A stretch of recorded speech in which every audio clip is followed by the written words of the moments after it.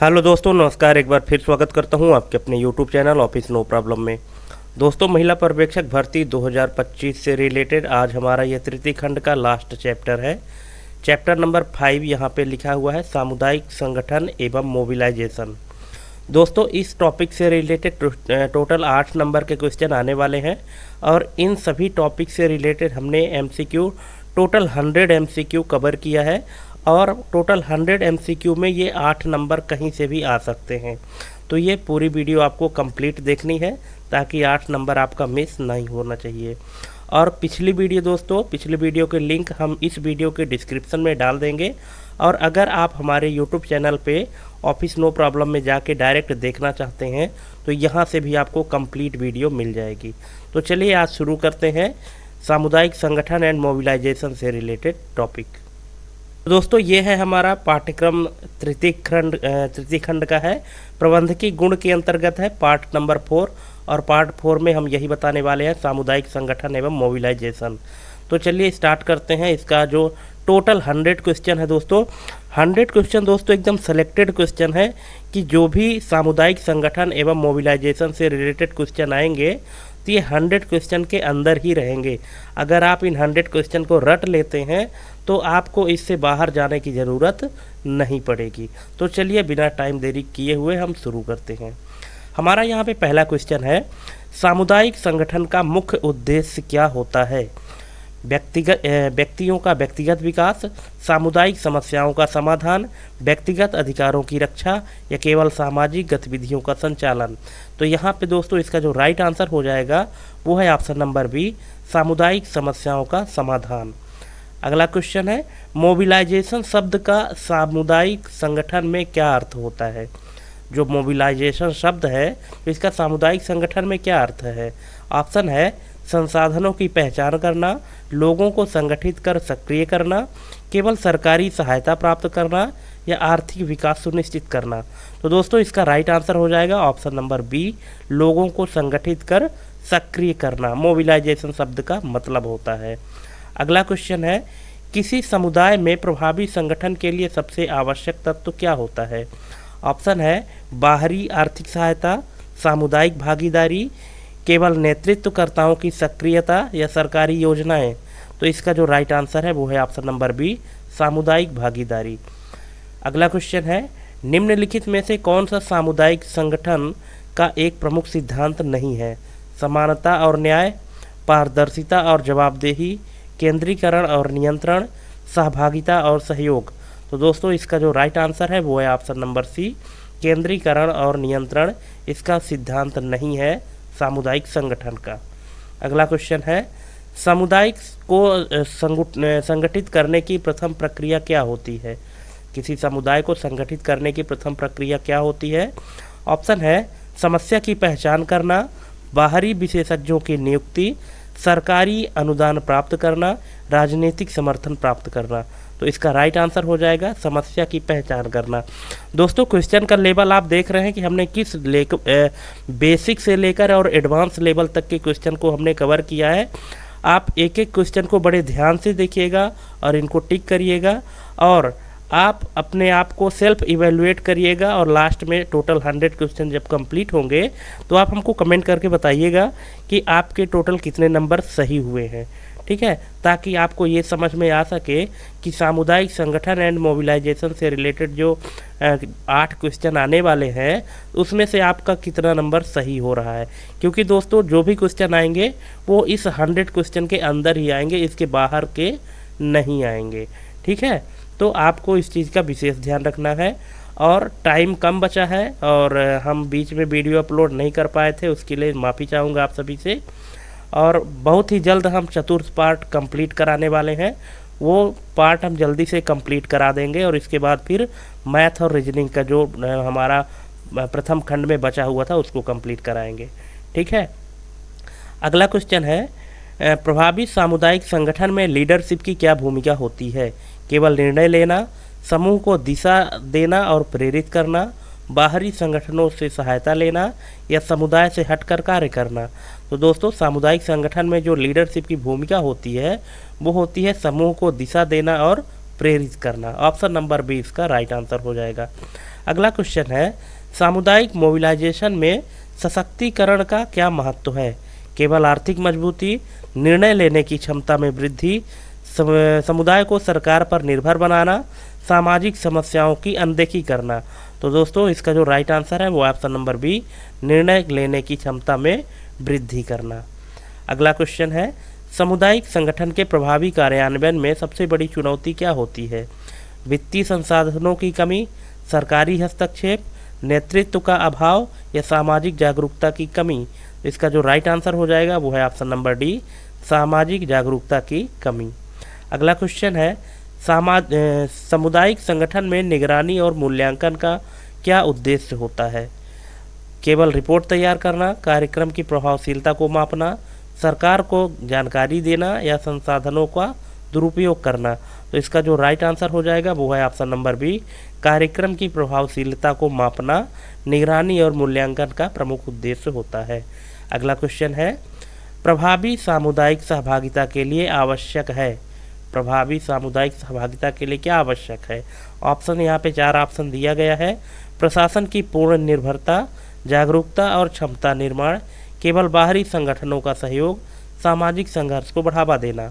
इसका जो सही उत्तर हो जाएगा वो है ऑप्शन नंबर बी, जागरूकता और क्षमता निर्माण। अगला क्वेश्चन है, सामुदायिक संगठनों में सतत विकास का क्या महत्व है? सामुदायिक संगठनों में सतत विकास का क्या महत्व है? ऑप्शन है, केवल पर्यावरणीय सुरक्षा, दीर्घकालिक सामाजिक एवं आर्थिक लाभ, अस्थायी समाधान, केवल सरकारी योजनाओं पर निर्भरता। तो दोस्तों इसका जो राइट आंसर हो जाएगा वो है ऑप्शन नंबर बी, दीर्घकालिक सामाजिक एवं आर्थिक लाभ। दोस्तों आप हमको कमेंट करके ज़रूर बताइएगा कि आपके टोटल कितने क्वेश्चन सही हुए हैं, है ना, तभी तो आपको ये जानकारी मिल पाएगी। और हाँ, वीडियो बिना स्किप किए देखिएगा और वीडियो लास्ट तक देखिएगा, क्योंकि 100 ऐसे सेलेक्टेड क्वेश्चन हमने उठाए हैं इस टॉपिक से कि अगर आप 100 के 100 टोटल क्वेश्चन देख लेते हैं तो आपको फिर और कोई वीडियो देखने की ज़रूरत नहीं पड़ेगी, क्योंकि हमने हर टॉपिक को कवर किया है इसमें। ठीक है, तो वीडियो आपको बिना स्किप किए देखना है। और हाँ, अगर आप हमारे चैनल में पहली बार आए हैं तो चैनल को सब्सक्राइब करके और बेल आइकन ज़रूर प्रेस कर लीजिएगा, क्योंकि हम कंप्लीट आपको ये सिलेबस कराने वाले हैं महिला पर्यवेक्षक के लिए। ठीक है, तो इसलिए चैनल को सब्सक्राइब करके रखिए और अपने दोस्तों के बीच में भी दोस्तों ये वीडियो को शेयर करते रहें, ताकि आपके माध्यम से और किसी का भी भला हो सके। क्योंकि जब आप दूसरों का भला करेंगे तभी आपको लाभ होगा, क्योंकि भला का उल्टा ही तो लाभ होता है दोस्तों, इतना तो आप जानते ही होंगे। अगला क्वेश्चन है, सामुदायिक संगठन का सबसे महत्वपूर्ण लाभ क्या है? सामुदायिक संगठन का सबसे महत्वपूर्ण लाभ क्या है? ऑप्शन है, लोगों को संगठित करना, व्यक्तिगत लाभ प्राप्त करना, राजनीतिक समर्थन प्राप्त करना या सामाजिक टकराव उत्पन्न करना। तो दोस्तों सामुदायिक संगठन का जो सबसे महत्वपूर्ण लाभ है वो है लोगों को संगठित करना। ऑप्शन नंबर ए इसका राइट आंसर हो जाएगा।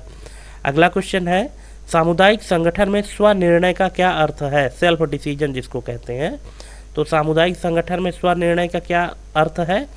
तो यहाँ 4 ऑप्शन दिए गए हैं और 4 ऑप्शन में जो राइट आंसर हो जाएगा वो है ऑप्शन नंबर बी, समुदाय के लोगों द्वारा लिए गए निर्णय को ही स्वनिर्णय कहा जाता है।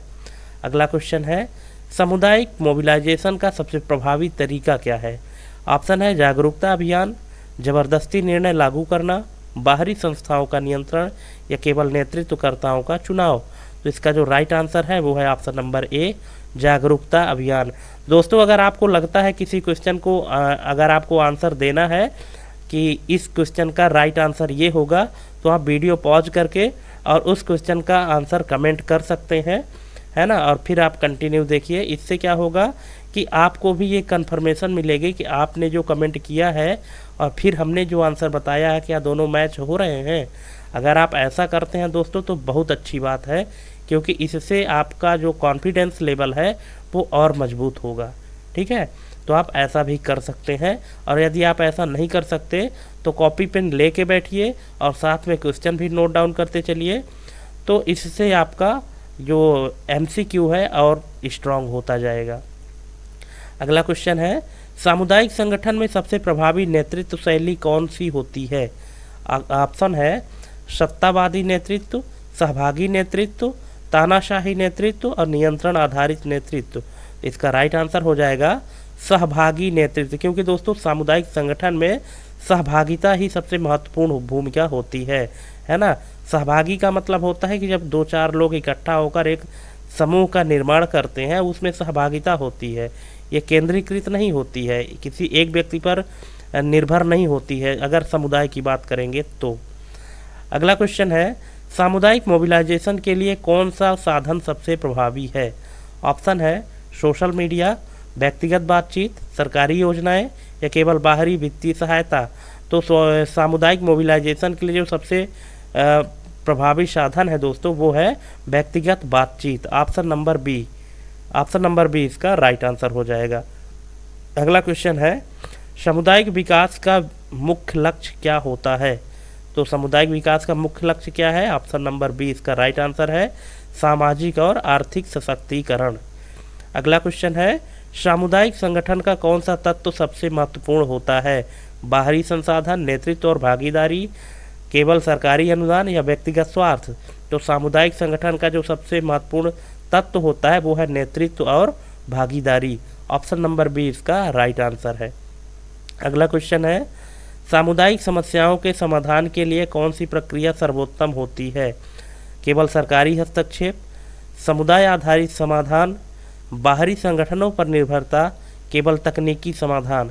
तो इसका जो राइट आंसर है ऑप्शन नंबर बी समुदाय आधारित समाधान। अगला क्वेश्चन है, सामुदायिक संगठन में पारदर्शिता का क्या महत्व है? विश्वास और सहभागिता बढ़ाना, केवल रिपोर्टिंग करना या केवल रिपोर्टिंग प्रक्रिया।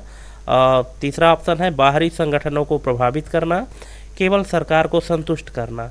तो दोस्तों सामुदायिक संगठन में पारदर्शिता का जो महत्व है वो है विश्वास और सहभागिता को बढ़ाना। ऑप्शन नंबर ए इसका राइट आंसर हो जाएगा। अगला क्वेश्चन है, प्रभावी सामुदायिक संगठन में प्राथमिकता किसे दी जाती है? दोस्तों आप हमको थोड़ा ये बताइएगा कि हमारी जो आवाज़ है वो क्लियर आ रही है आप लोगों को, नहीं आ रही है, क्योंकि थोड़ी सी मेरी स्वास्थ्य भी सही नहीं है। तो आप हमको कमेंट करके बताइएगा कि आवाज़ हमारी क्लियर आप लोग सुन पा रहे हैं या नहीं सुन पा रहे हैं। ये क्वेश्चन है यहाँ पे, प्रभावी सामुदायिक संगठन में प्राथमिकता किसे दी जाती है? स्थानीय आवश्यकताओं को, बाहरी संगठनों के निर्देशों को, केवल तकनीकी समाधान को या वित्तीय सहायता को। तो इसका राइट आंसर हो जाएगा स्थानीय आवश्यकताओं को प्राथमिकता दी जाती है प्रभावी सामुदायिक संगठन में। ऑप्शन नंबर ए इसका राइट आंसर हो जाएगा। अगला क्वेश्चन है, सामुदायिक संगठन में नेटवर्किंग का क्या कार्य होता है? सामुदायिक संगठन में नेटवर्किंग का क्या कार्य होता है? तो यहाँ ऑप्शन है केवल सूचना संचार, विभिन्न संगठनों में सहयोग प्राप्त करना, केवल व्यक्तिगत संबंध बनाना या कानूनी बाधाओं को नज़रअंदाज करना। तो दोस्तों इसका जो राइट आंसर है विभिन्न संगठनों से सहयोग प्राप्त करना। दोस्तों ये जो क्वेश्चन आपको हम दे रहे हैं ना, इसमें बहुत सारे क्वेश्चन आपको ऐसे मिलेंगे जो रिपीटेड क्वेश्चन मिलेंगे। रिपीटेड क्वेश्चन इसलिए मिलेंगे क्योंकि हो सकता है कि जो ईएसबी बोर्ड है तो वो आपसे उस क्वेश्चन को हम जिस तरह से पूछ रहे हैं वैसे नहीं, किसी दूसरी तरह से घुमा फिरा के भी पूछ सकता है ना। तो जो क्वेश्चन रिपीटेड मिलेंगे तो उसको आपको ये नहीं कहना है कि मतलब ये क्वेश्चन बार बार रिपीट हो रहा है, रिपीट नहीं, उस क्वेश्चन को पूछने का जो तरीका है तो हो सकता है कि जो ईएसबी बोर्ड है, एम्प्लॉय सिलेक्शन बोर्ड है, तो वो उस क्वेश्चन को दूसरे हिसाब से भी आपसे पूछ सकता है। ठीक है, तो यहाँ पे आपको इस चीज़ का विशेष ध्यान रखना है। यहाँ पे जो संगठन में नेटवर्किंग का कार्य होता है तो विभिन्न संगठनों से सहयोग प्राप्त करना होता है, यही नेटवर्किंग का मतलब है सामुदायिक संगठन में। अगला क्वेश्चन है, सामुदायिक मोबिलाइजेशन में सबसे प्रभावी रणनीति कौन सी होती है? सामुदायिक भागीदारी, बाहरी विशेषज्ञों पर निर्भरता, केवल सरकारी नियंत्रण या व्यक्तिगत हितों को बढ़ावा देना। इसका राइट आंसर हो जाएगा ऑप्शन नंबर ए सामुदायिक भागीदारी। ऑप्शन नंबर ए इसका राइट आंसर हो जाएगा। अगला क्वेश्चन है, सामुदायिक संगठन में साझेदारी का क्या लाभ होता है? संसाधनों का अधिकतम उपयोग, केवल बाहरी समर्थन प्राप्त करना, केवल आर्थिक लाभ या व्यक्तिगत निर्णय लेना। तो दोस्तों जो सामुदायिक संगठन में जो साझेदारी का लाभ होता है वो है संसाधनों का अधिकतम उपयोग। ऑप्शन नंबर ए इसका राइट आंसर हो जाएगा। अगला क्वेश्चन है, सामुदायिक संगठन में स्थानीय नेतृत्व क्यों महत्वपूर्ण होता है?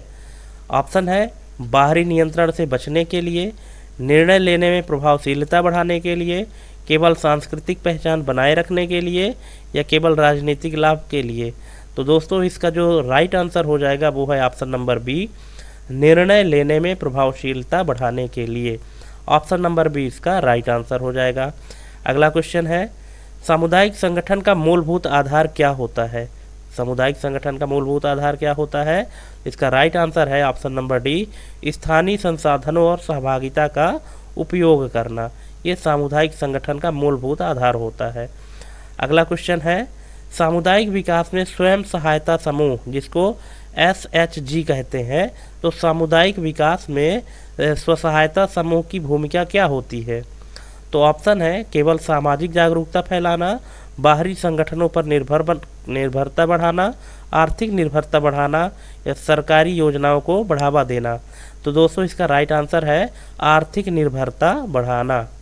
आर्थिक निर्भरता बढ़ाना ही सामुदायिक विकास में स्व सहायता समूह की भूमिका होती है। अगला क्वेश्चन है, प्रभावी सामुदायिक संगठन में सबसे महत्वपूर्ण तत्व कौन सा होता है? तो यहाँ पे ऑप्शन है केवल तकनीकी संसाधन, सामुदायिक सहभागिता, बाहरी नेतृत्व, या वित्तीय सहायता। इसका जो राइट आंसर है सामुदायिक सहभागिता। ऑप्शन नंबर बी इसका राइट आंसर हो जाएगा। अगला क्वेश्चन है, सामुदायिक समस्याओं को हल करने के लिए कौन सा दृष्टिकोण सबसे प्रभावी होता है? तो ऑप्शन दिया है बाहरी संगठनों की निगरानी करना, केवल सरकार पर निर्भर रहना, व्यक्तिगत समाधान अपनाना, या समुदाय आधारित भागीदारी। तो इसका राइट आंसर हो जाएगा ऑप्शन नंबर डी, समुदाय आधारित भागीदारी।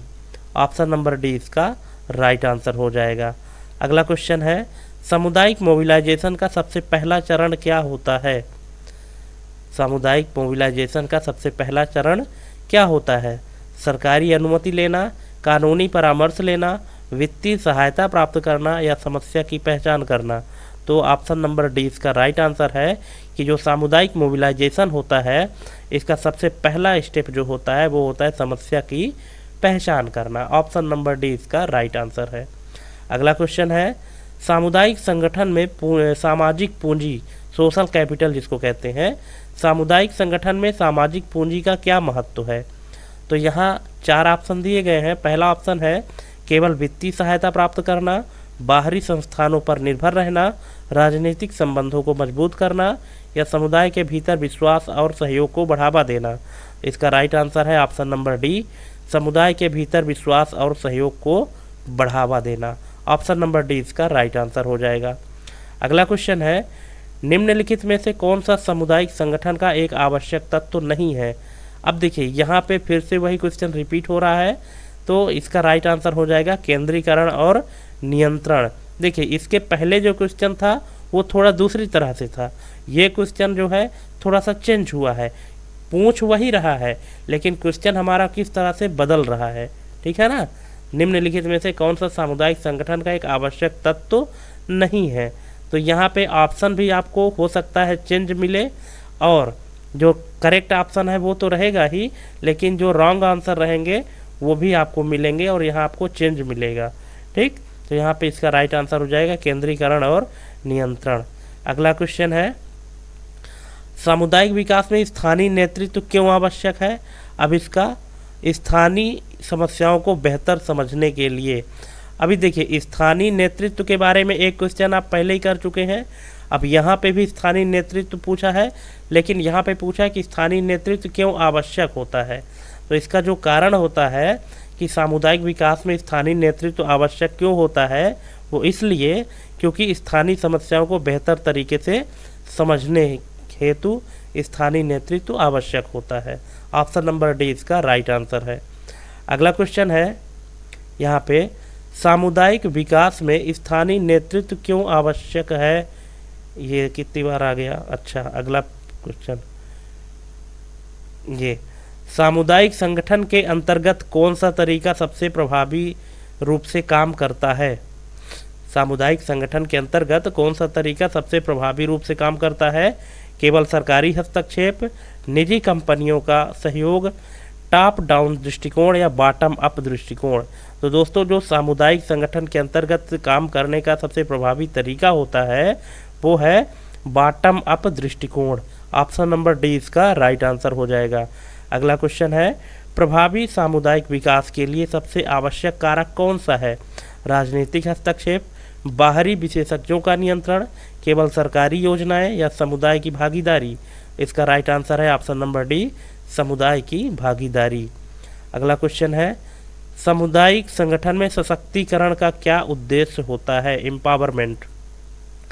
जो सामुदायिक संगठन में एम्पावरमेंट होता है, सशक्तिकरण होता है, इसका जो मुख्य उद्देश्य होता है वो क्या है? दोस्तों यहाँ 4 ऑप्शन दिए गए हैं जिसका राइट आंसर है ऑप्शन नंबर सी, लोगों को आत्मनिर्भर बनाना। ठीक है, जो सशक्तिकरण का मुख्य उद्देश्य है वो है लोगों को आत्मनिर्भर बनाना। ऑप्शन नंबर सी इसका राइट आंसर हो जाएगा।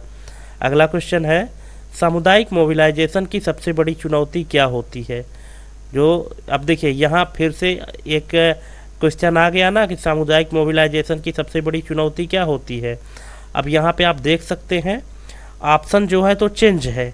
ठीक है, इसके पहले भी आपने मोबिलाइजेशन की चुनौती से रिलेटेड क्वेश्चन किया था। हमने आपको बताया ना कि क्वेश्चन को किस तरह से घुमा फिरा के आपसे पूछा जा सकता है। अब यहाँ पे ऑप्शन चेंज है और अब इस ऑप्शन के अकॉर्डिंग आपको आंसर देना है। तो अब यहाँ पे जो सामुदायिक मोबिलाइजेशन की सबसे बड़ी चुनौती है वो क्या है? सामाजिक असमानता। ऑप्शन नंबर सी इसका राइट आंसर हो जाएगा। ठीक है, अगला क्वेश्चन है, सामुदायिक विकास की प्रक्रिया में किसे प्राथमिकता दी जानी चाहिए? केवल कानूनी सहायता को, केवल बाहरी निवेश को, स्थानीय आवश्यकताओं को या राष्ट्रीय नीति को? तो किसे प्राथमिकता देनी चाहिए? स्थानीय आवश्यकताओं को। ऑप्शन नंबर सी इसका राइट आंसर हो जाएगा। अगला क्वेश्चन है, सामुदायिक संगठन में नागरिक सहभागिता का क्या लाभ होता है? तो यहाँ 4 ऑप्शन दिए हैं दोस्तों, ये ऑप्शन आप पढ़ लीजिएगा, बड़े बड़े ऑप्शन है। अगर हम पढ़ने लगेंगे तो ज़्यादा टाइम लग जाएगा। इसका सिर्फ राइट आंसर आपको बता देते हैं, वो है ऑप्शन नंबर बी, नीतियों में पारदर्शिता और प्रभावशीलता बढ़ती है। ऑप्शन नंबर बी इसका राइट आंसर हो जाएगा। अगला क्वेश्चन है, सामुदायिक विकास की परियोजनाओं में सतत निगरानी क्यों आवश्यक होती है? जो लगातार निगरानी होती है सामुदायिक विकास प्रोजेक्ट में तो क्यों आवश्यक होती है? वो इसलिए आवश्यक होती है क्योंकि यह प्रभावशीलता सुनिश्चित करने में मदद करता है। ऑप्शन नंबर डी इसका राइट आंसर हो जाएगा। अगला क्वेश्चन है, सामुदायिक संगठन में प्रभावी परिवर्तन लाने के लिए कौन सी रणनीति सबसे कारगर होती है? तो कौन सी रणनीति सबसे कारगर होती है? सहभागी दृष्टिकोण। ऑप्शन नंबर सी इसका राइट आंसर हो जाएगा। अगला क्वेश्चन है, समुदाय को संगठित करने के लिए सबसे प्रभावी संचार माध्यम कौन सा होता है? अब यहाँ पे देखिए कि जो समुदाय को संगठित करने के लिए सबसे प्रभावी संचार माध्यम है वो क्या है? स्थानीय बैठकें और चर्चाएं। ऑप्शन नंबर बी इसका राइट आंसर हो जाएगा। अगला क्वेश्चन है, सामुदायिक संगठन की दीर्घकालिक सफलता किस पर निर्भर करती है? सामुदायिक संगठन की दीर्घकालिक सफलता किस पर निर्भर करती है? समुदाय की स्वायत्तता और भागीदारी पर। ऑप्शन नंबर बी इसका राइट आंसर हो जाएगा। अगला क्वेश्चन है, सामुदायिक मोबिलाइजेशन में संवेदनशीलता, सेंसिटिविटी जिसको कहते हैं, तो संवेदनशीलता का क्या महत्व होता है सामुदायिक मोबिलाइजेशन में? तो इसका महत्व होता है कि समुदाय की आवश्यकताओं को समझने में मदद मिलती है। ऑप्शन नंबर सी इसका राइट आंसर हो जाएगा। अगला क्वेश्चन है, सामुदायिक संगठन में महिलाओं की भागीदारी क्यों महत्वपूर्ण होती है? सामुदायिक संगठन में महिलाओं की ही भागीदारी क्यों महत्वपूर्ण होती है? क्योंकि केवल सामाजिक संतुलन बनाए रखने के लिए महिलाओं की भागीदारी आवश्यक होती है। ऑप्शन नंबर ए इसका राइट आंसर हो जाएगा। अगला क्वेश्चन है, सामुदायिक संगठन में निर्णय लेने की प्रक्रिया कैसी होनी चाहिए? केवल प्रशासनिक अधिकारी तय करें, बाहरी संगठनों की प्राथमिकता हो, लोकतंत्र और पारदर्शी, केवल पुरुषों द्वारा संचालित? तो इसका जो राइट आंसर है दोस्तों वो है लोकतांत्रिक और पारदर्शी होनी चाहिए। किसी एक व्यक्ति पर निर्णय लेने की प्रक्रिया नहीं होनी चाहिए। अगर एक व्यक्ति पर हो जाएगा तो वो फिर तानाशाह हो जाएगा। फिर वहाँ फिर संगठन का मतलब ही नहीं रह जाएगा, है ना। इसलिए जो डिसीजन की प्रोसेस है वो डेमोक्रेटिक होनी चाहिए और ट्रांसपेरेंट होनी चाहिए। ऑप्शन नंबर सी इसका राइट आंसर हो जाएगा। अगला क्वेश्चन है, सामुदायिक विकास के लिए क्षमता निर्माण क्यों आवश्यक है? Capacity building. सामुदायिक विकास के लिए क्षमता निर्माण क्यों आवश्यक है? क्योंकि समुदाय को आत्मनिर्भर बनाने के लिए क्षमता निर्माण आवश्यक है। ऑप्शन नंबर डी इसका राइट आंसर हो जाएगा। अगला क्वेश्चन है, प्रभावी सामुदायिक संगठन का मुख्य उद्देश्य क्या है? तो प्रभावी सामुदायिक संगठन का मुख्य उद्देश्य क्या है? सामाजिक परिवर्तन को बढ़ावा देना। दोस्तों मैंने आपसे कहा था कि क्वेश्चन आपको रिपीटेड मिलेंगे, लेकिन उसके जो आपको ऑप्शन मिलेंगे वो ऑप्शन आपको चेंज मिलेंगे, ठीक है। तो आपको ऑप्शन के अकॉर्डिंग यहाँ पे आपको सेलेक्ट करना है कि करेक्ट ऑप्शन कौन सा हो सकता है, ठीक है। और वीडियो आप बिना स्किप किए देखिएगा और लास्ट तक देखिएगा। टोटल 100 क्वेश्चन है, ज़्यादा नहीं है। अगर आपको 8 नंबर अपने बचाने हैं तो 100 क्वेश्चन तो दोस्तों आपको देखना ही पड़ेगा, तभी आपको जाके 8 नंबर क्लियर हो पाएगा। अगला क्वेश्चन है, सामुदायिक मोबिलाइजेशन में स्थानीय भाषाओं का क्या उपयोग क्यों आवश्यक है? जो सामुदायिक मोबिलाइजेशन होता है, सामुदायिक संगठन होता है, इसमें स्थानीय भाषाओं का उपयोग क्यों आवश्यक है? क्यों? संचार को अधिक प्रभावी बनाने के लिए, जो कम्युनिकेशन है उसको ज़्यादा इफेक्टिव बनाने के लिए जो लोकल लैंग्वेज होती हैं, स्थानीय भाषाएं होती हैं, उनका उपयोग आवश्यक होता है। ऑप्शन नंबर बी इसका राइट आंसर है। अगला क्वेश्चन है, सामुदायिक संगठन में नवाचार, जिसको इनोवेशन कहते हैं, नवाचार का क्या महत्व है? तो क्या महत्व है? नए और प्रभावी समाधान विकसित करने के लिए नवाचार का महत्व है, ठीक है। ऑप्शन नंबर डी इसका राइट आंसर हो जाएगा। अगला क्वेश्चन है, सामुदायिक विकास में सशक्तिकरण का मुख्य उद्देश्य। अब देखिए, एम्पावरमेंट का आपने एक क्वेश्चन पहले भी कर लिया है और एक क्वेश्चन अभी भी कर रहे हैं, ठीक है। तो यहाँ पे इसका जो राइट आंसर है वो क्या है? लोगों को आत्मनिर्भर बनाना, ठीक है। ऑप्शन नंबर सी इसका राइट आंसर हो जाएगा। अगला क्वेश्चन है, सामुदायिक संगठन में भागीदारी बढ़ाने के लिए सबसे प्रभावी तरीका कौन सा है? सबसे प्रभावी तरीका, ठीक है। अब देखिए, थोड़ा थोड़ा ऑप्शन आपको चेंज मिलेगा, लेकिन आपको रिपीटेड क्वेश्चन और ऑप्शन चेंज ज़रूर मिलेगा, क्योंकि क्वेश्चन को जो पूछने का तरीका है वो कोई भी तरीका हो सकता है ना। तो हमने उन सभी तरीकों को कवर किया है, इसीलिए हम आपसे बार बार कह रहे हैं कि आप वीडियो बिना स्किप किए देखिएगा और लास्ट तक देखिएगा, और लास्ट में हमको अपना इवैल्यूएशन बताइएगा कि 100 में आपके टोटल कितने क्वेश्चन सही हुए हैं, और जितने क्वेश्चन गलत हुए हैं उनके लिए आपको तैयारी करनी है, ऐसा नहीं है कि उसको छोड़ देना है ना। तो यहाँ पे क्वेश्चन है कि सामुदायिक संगठन में भागीदारी बढ़ाने के लिए सबसे प्रभावी तरीका कौन सा है? तो वो है नियमित स्थानीय बैठकें और चर्चा, ठीक है। इसके पहले जो क्वेश्चन किए थे उसमें कुछ ऑप्शन और था और इसमें ऑप्शन कुछ और है, थोड़ा सा ही चेंज है। स्थानीय बैठक और चर्चा तो है, लेकिन उसमें ऑप्शन में थोड़ा सा कुछ चेंजेस था, लेकिन उद्देश्य दोनों का एक ही है। अगला क्वेश्चन है, सामुदायिक मोबिलाइजेशन में नेतृत्व विकास क्यों आवश्यक होता है? तो नेतृत्व विकास क्यों आवश्यक होता है?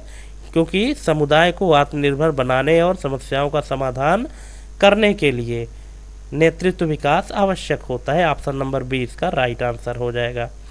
अगला क्वेश्चन है, सामुदायिक संगठन में सामाजिक उत्तरदायित्व क्यों महत्वपूर्ण होता है? तो क्यों? सामुदायिक हितों को बढ़ावा देने और सामाजिक संतुलन बनाए रखने के लिए। ऑप्शन नंबर सी इसका राइट आंसर हो जाएगा। अगला क्वेश्चन है, प्रभावी सामुदायिक विकास में सबसे महत्वपूर्ण घटक कौन सा होता है? इसका राइट आंसर है समुदाय की सक्रिय भागीदारी। ऑप्शन नंबर सी इसका राइट आंसर हो जाएगा। अगला क्वेश्चन है, सामुदायिक संगठन में निर्णय लेने की प्रक्रिया कैसी होनी चाहिए? ठीक है, अब देखिए यहाँ पे सामुदायिक संगठन में निर्णय लेने की प्रक्रिया कैसी होनी चाहिए। ऑप्शन यहाँ पे चेंज है, अब इस ऑप्शन के अकॉर्डिंग आपको आंसर देना है। ठीक है, तो इसके अकॉर्डिंग क्या है कि सामुदायिक सहभागिता पर आधारित होनी चाहिए।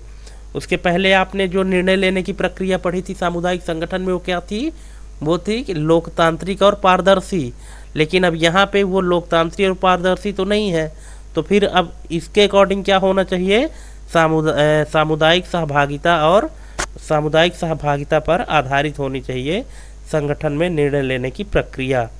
ठीक है, तो हमने रिपीटेड क्वेश्चन को भी यहाँ पे ऑप्शन चेंज करके आपको दिया है कि बोर्ड आपसे किसी भी तरह से अगर घुमा फिरा के पूछता है तो आपका आंसर गलत नहीं होना चाहिए।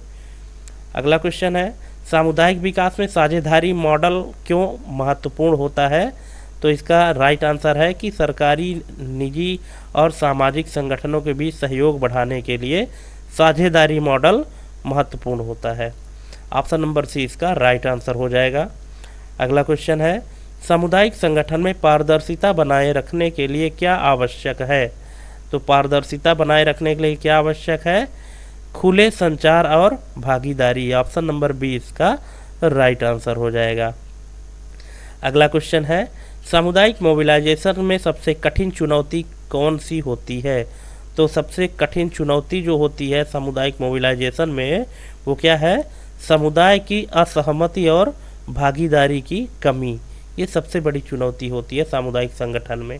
ठीक है, अगला क्वेश्चन है, सामुदायिक संगठन में स्थानीय नेतृत्व की भूमिका क्या होती है? अब देखिए, स्थानीय नेतृत्व की भूमिका से 2-3 क्वेश्चन आपको घूम फिर के मिल चुके हैं ना, पर ऑप्शन आपको यहाँ पे चेंज मिल रहा है। तो यहाँ पे इसका राइट आंसर है समुदाय को संगठित और प्रेरित करना। ऑप्शन नंबर बी इसका राइट आंसर है। अगला क्वेश्चन है, सामुदायिक संगठन में वकालत का मुख्य उद्देश्य क्या होता है? एडवोकेसी। जो वकालत होता है सामुदायिक संगठन में, इसका मुख्य उद्देश्य क्या होता है? ऑप्शन है इसका जो राइट आंसर है कि कमज़ोर समुदायों की आवाज़ को प्रभावी बनाना। ऑप्शन नंबर सी इसका राइट आंसर है। अगला क्वेश्चन है, सामुदायिक संगठन में एक्शन रिसर्च क्यों आवश्यक होता है? जो एक्शन रिसर्च होता है सामुदायिक संगठन में वो क्यों आवश्यक होता है?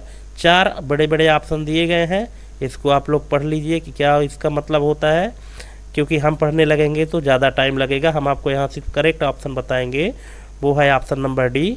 यह समुदाय की समस्याओं के समाधान खोजने में मदद करता है, एक्शन रिसर्च, है ना, इसलिए सामुदायिक संगठन के लिए आवश्यक होता है। ऑप्शन नंबर डी इसका राइट आंसर है। अगला क्वेश्चन है, सामुदायिक संगठन में नेटवर्किंग का क्या महत्व है? अब देखिए, नेटवर्किंग का 1-2 क्वेश्चन आप पहले भी कर चुके हैं। अब यहाँ देखिए नेटवर्किंग का क्या महत्व है। तो यहाँ पे जो महत्व है, यह विभिन्न समूहों को एक साथ जोड़कर सहयोग को बढ़ाता है। ठीक है, मतलब वही है दोनों का, लेकिन जो शब्दावली है वो थोड़ी सी चेंज है ना। तो आपको शब्दावली को पकड़ के रखना है कि इस शब्द का मतलब क्या होता है। अगला क्वेश्चन है, पार्टिसिपेटरी अप्रेजल का मुख्य उद्देश्य क्या होता है? जो पार्टिसिपेटरी अप्रेजल होता है इसका मुख्य उद्देश्य क्या होता है? कि समुदाय के लोगों को निर्णय लेने की प्रक्रिया में शामिल करना। ऑप्शन नंबर डी इसका राइट आंसर हो जाएगा। अगला क्वेश्चन है, सामुदायिक संगठन में सस्टेनेबिलिटी का क्या अर्थ है? सामुदायिक संगठन में सस्टेनेबिलिटी का क्या अर्थ है? सस्टेनेबिलिटी है, सस्टेनेबिलिटी नहीं है। सामुदायिक संगठन में सस्टेनेबिलिटी का क्या अर्थ होता है? तो इसका राइट आंसर है ऑप्शन नंबर डी, समुदाय को आत्मनिर्भर बनाना ताकि वे खुद अपनी समस्याओं का समाधान कर सकें। सस्टेनेबिलिटी का अर्थ ये है। अगला क्वेश्चन है, सामुदायिक संगठन में फील्ड वर्क का क्या महत्व होता है? जो फील्ड वर्क होता है इसका क्या महत्व है? यहाँ पे जो राइट आंसर है वो है ऑप्शन नंबर डी, यह समुदाय को सीधे समझने और उनकी वास्तविक समस्याओं का विश्लेषण करने में मदद करता है। ये फील्ड वर्क का महत्व होता है। अगला क्वेश्चन है, सामुदायिक संगठन में फंड रेजिंग का मुख्य उद्देश्य क्या होता है?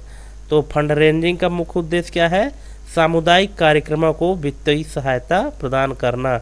ऑप्शन नंबर सी इसका राइट आंसर हो जाएगा। अगला क्वेश्चन है, सामुदायिक संगठन में अधिकार आधारित दृष्टिकोण, राइट्स बेस्ड अप्रोच का मुख्य उद्देश्य क्या होता है? तो क्या होता है? ऑप्शन नंबर डी, सभी नागरिकों को उनके मौलिक अधिकारों के प्रति जागरूक करना। ये अधिकार आधारित दृष्टिकोण का मुख्य उद्देश्य होता है। ऑप्शन नंबर डी इसका राइट आंसर है। अगला क्वेश्चन है, सामुदायिक संगठन में सामुदायिक नेतृत्व के लिए सबसे महत्वपूर्ण गुण कौन सा है? तो जो कम्युनिटी लीडरशिप होती है, तो इसका सबसे महत्वपूर्ण गुण कौन सा है सामुदायिक मोबिलाइजेशन में? तो ये है प्रभावी संचार और समस्या समाधान कौशल। ऑप्शन नंबर डी इसका राइट आंसर है। अगला क्वेश्चन है, सामुदायिक संगठन में जन संचार का क्या योगदान होता है? जो मास कम्युनिकेशन होता है, इसका क्या योगदान होता है सामुदायिक संगठन में?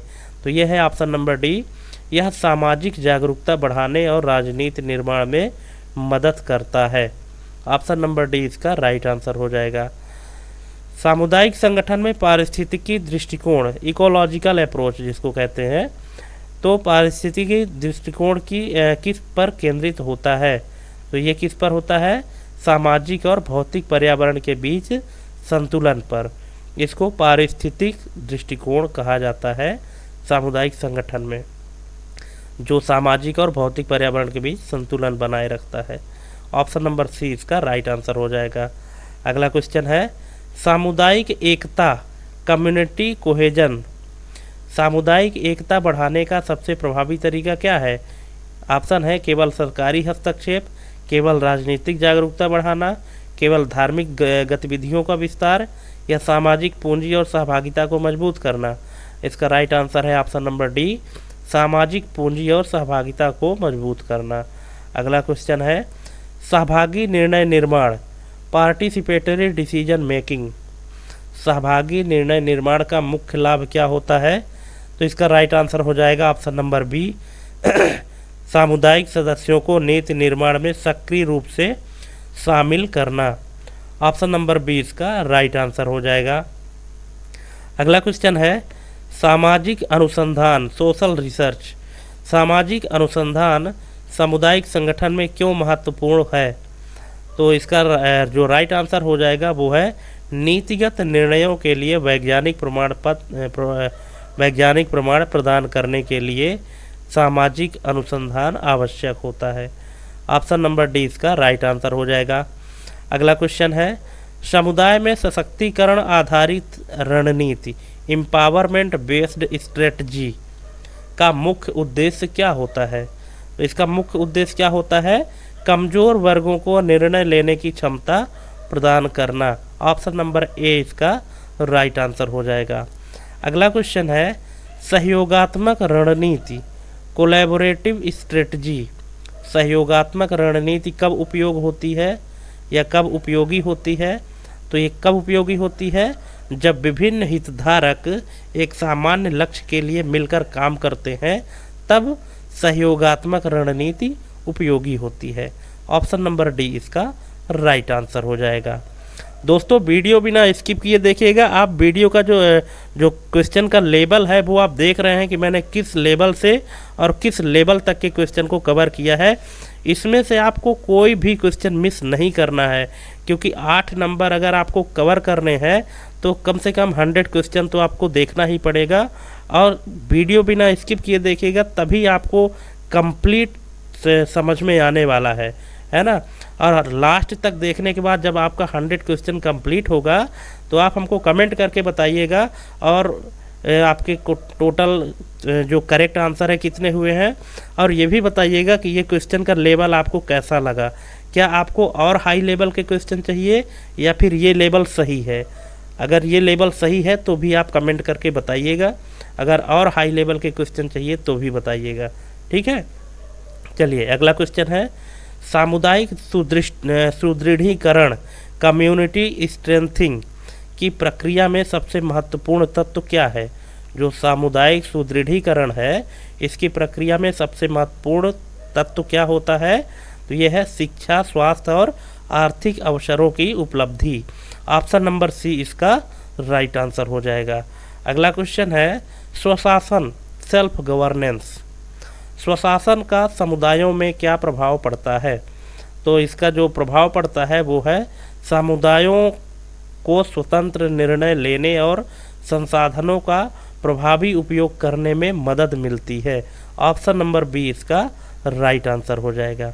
अगला क्वेश्चन है, सामाजिक बदलाव को प्रभावी बनाने के लिए कौन सा तत्व आवश्यक है? तो कौन सा तत्व आवश्यक है सामाजिक बदलाव को प्रभावी बनाने के लिए? ऑप्शन है सामाजिक संरचनाओं और मूल्यों में सकारात्मक परिवर्तन, केवल कानूनी सुधार, केवल मीडिया का समर्थन, केवल आर्थिक नीतियों का सुधार। तो इसका राइट आंसर हो जाएगा सामाजिक संरचनाओं और मूल्यों में सकारात्मक परिवर्तन। ऑप्शन नंबर ए इसका राइट आंसर हो जाएगा। अगला क्वेश्चन है सामुदायिक गतिशीलता का अध्ययन किसके लिए आवश्यक है? जो सामुदायिक गतिशीलता है, कम्युनिटी डायनेमिक्स है, तो इसका अध्ययन किसके लिए आवश्यक है? ऑप्शन नंबर डी समुदायों की आंतरिक प्रक्रियाओं और उनके विकास को समझने के लिए। ऑप्शन नंबर डी इसका राइट आंसर हो जाएगा। अगला क्वेश्चन है सतत विकास, सस्टेनेबिलिटी डेवलपमेंट। अभी देखिए सतत विकास सामुदायिक संगठन में क्यों महत्वपूर्ण है? तो इसका राइट आंसर हो जाएगा समुदाय के वर्तमान और भविष्य दोनों की ज़रूरतों को संतुलित करने के लिए सतत विकास आवश्यक होता है। ऑप्शन नंबर सी इसका राइट आंसर हो जाएगा। अगला क्वेश्चन है सामुदायिक लचीलापन किससे संबंधित है? तो सामुदायिक लचीलापन किससे संबंधित है? समुदायों की संकटों का सामना करने और उनसे उबरने की क्षमता से। ऑप्शन नंबर डी इसका राइट आंसर हो जाएगा। अगला क्वेश्चन है सामुदायिक संगठन में भागीदारी योजना का मुख्य उद्देश्य क्या होता है? तो सामुदायिक संगठन में भागीदारी योजना का जो मुख्य उद्देश्य है वो है सामुदायिक सदस्यों को योजना निर्माण प्रक्रिया में शामिल करना। ऑप्शन नंबर सी इसका राइट आंसर हो जाएगा।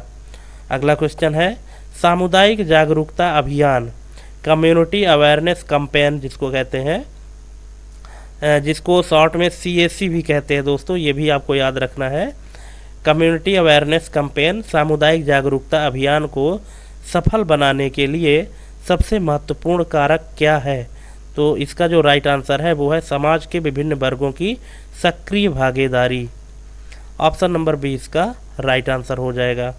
अगला क्वेश्चन है सामाजिक उद्यमिता, सोशल इंटरप्रेन्योरशिप का मुख्य उद्देश्य क्या होता है?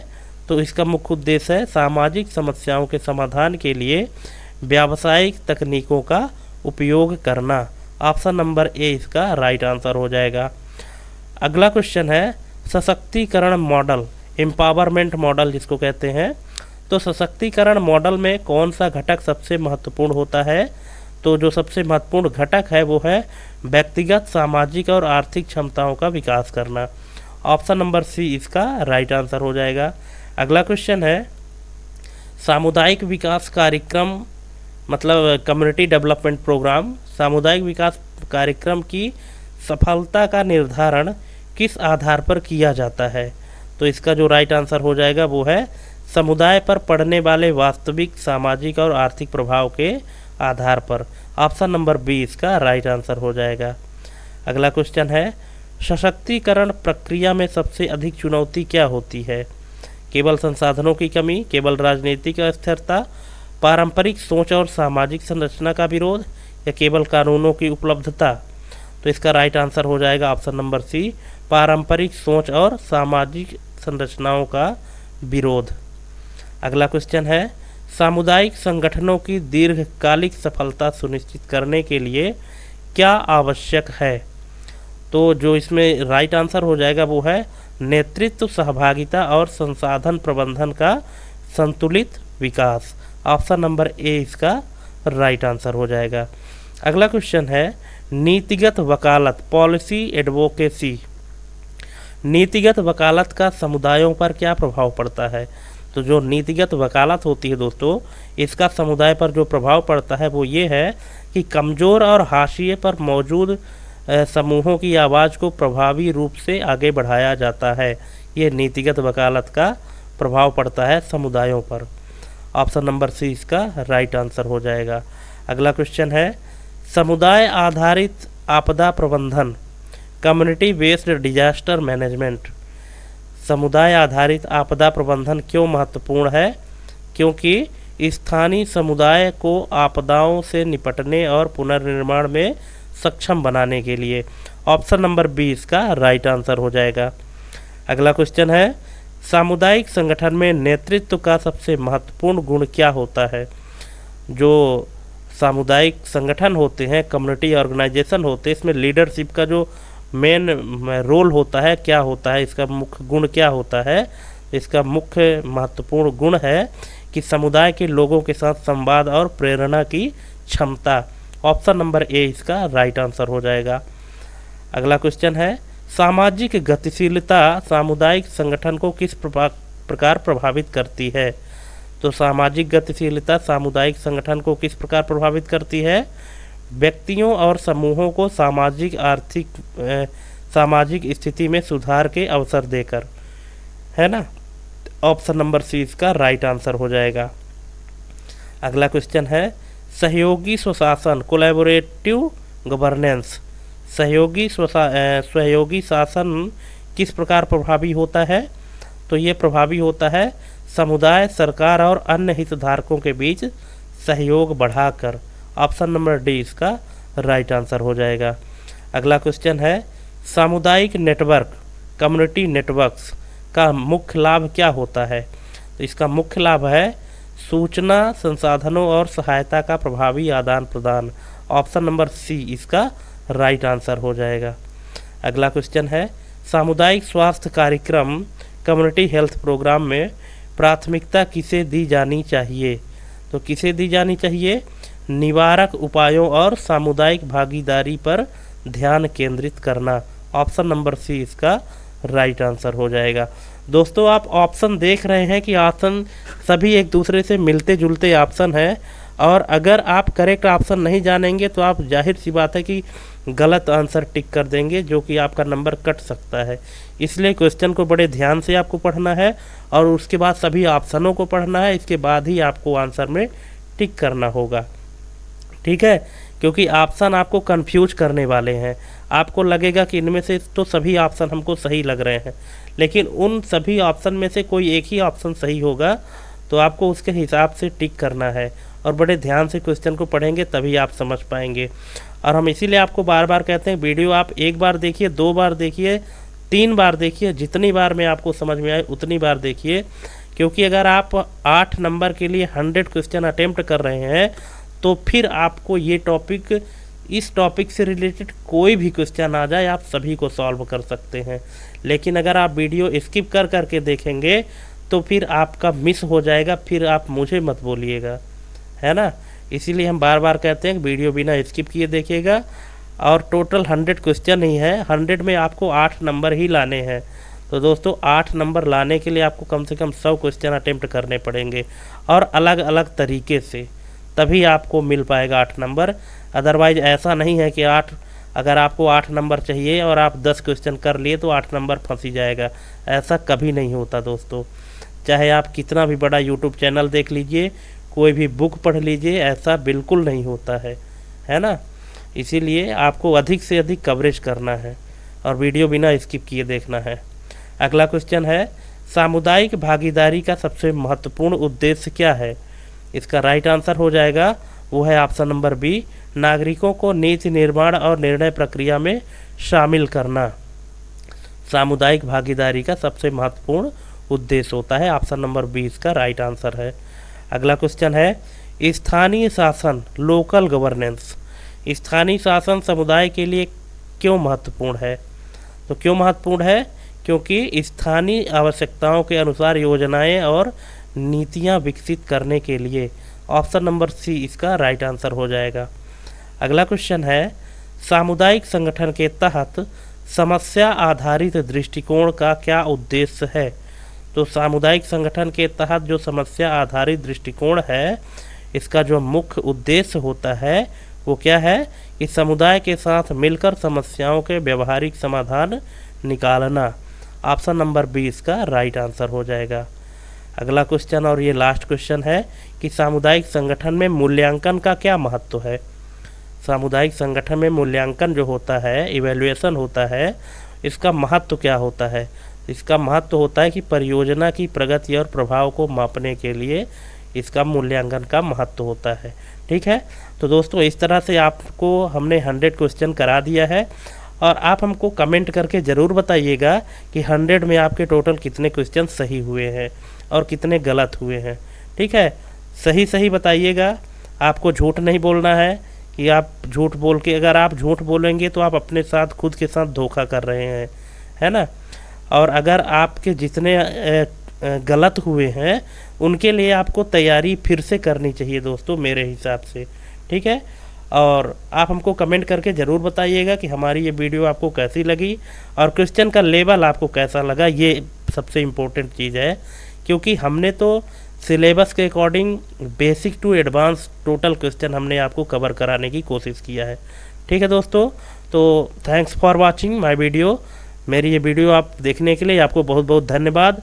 और इससे महिला पर्यवेक्षक से रिलेटेड और ज़्यादा कंटेंट प्राप्त करने के लिए हमारे चैनल को सब्सक्राइब कर लीजिए और बेल आइकन प्रेस कर लीजिए दोस्तों, अगर आप हमारे चैनल में पहली बार आए हैं तो। और ये वीडियो औरों के पास तक भी शेयर करें, ठीक है, तो और लोगों का भी भला हो सके आपके माध्यम से।